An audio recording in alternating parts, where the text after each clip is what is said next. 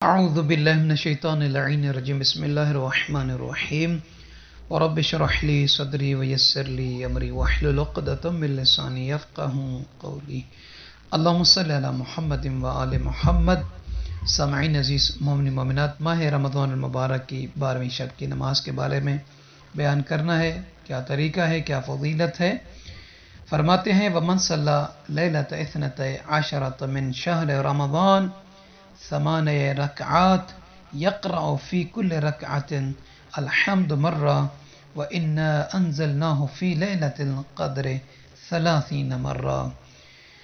کہ جو شخص ماہ رمضان المبارک کی 12ویں شب میں 8 رکعت نماز پڑھے، یہ دو کر کے 4 مرتبہ پڑھنی ہے۔ نیت یہ کرنی ہے کہ ماہ رمضان المبارک کی 12ویں شب کی 2 رکعت نماز پڑھتا ہوں یا پڑھتی ہوں قربتاً الی اللہ، اللہ اکبر کہنے کے بعد پہلی رکعت میں سورہ الحمد کو 1 مرتبہ اور اس کے بعد سورہ انا انزلناہ یعنی سورہ قدر کو 30 مرتبہ پڑھنا ہے۔ پھر رکوع بجا لائیں، 2 سجدے بجا لائیں، پھر دوسری رکعت کے لیے کھڑے ہو جائیں۔ دوسری رکعت میں سورہ الحمد کو 1 مرتبہ اور 30 مرتبہ سورہ قدر کو پڑھنے کے بعد قنوت میں جو بھی دعا آپ کو یاد ہے وہ دعا مانگیں، اور پھر رکوع بجا لائیں، 2 سجدے بجا لیں، اور اس کے بعد تسبیح جناب فاطمہ الزہرا سلام اللہ تعالیٰ علیہ پڑھیں۔ تو سامعین عزیز، اس کا اجر اور ثواب کیا ہے؟ فرماتے ہیں کہ اعطاہ اللہ تعالیٰ ثواب الشاکرین، اس نماز پڑھنے والے بندے کو، اس کنیز کو اللہ تعالیٰ شاکرین کا ثواب عطا فرمائے گا، کہ وہ بندے، وہ کنیزیں کہ جو اللہ کا ہر وقت شکر کرتے رہتے ہیں، شکر کی حالت میں رہتے ہیں، کہ جو اجر اور ثواب اللہ اپنے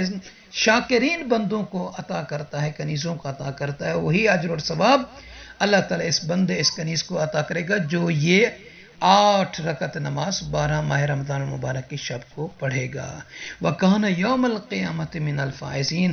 اور یہ قیامت کے دن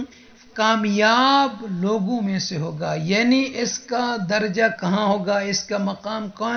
کن لوگوں کے ساتھ ہوگا؟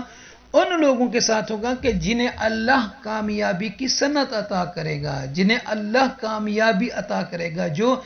قیامت کے روز یعنی اللہ کے عذاب سے محفوظ رہیں گے، اللہ کی نعمتیں جن کو ملیں گی، اللہ کی طرف سے درجات جن کو ملیں گے،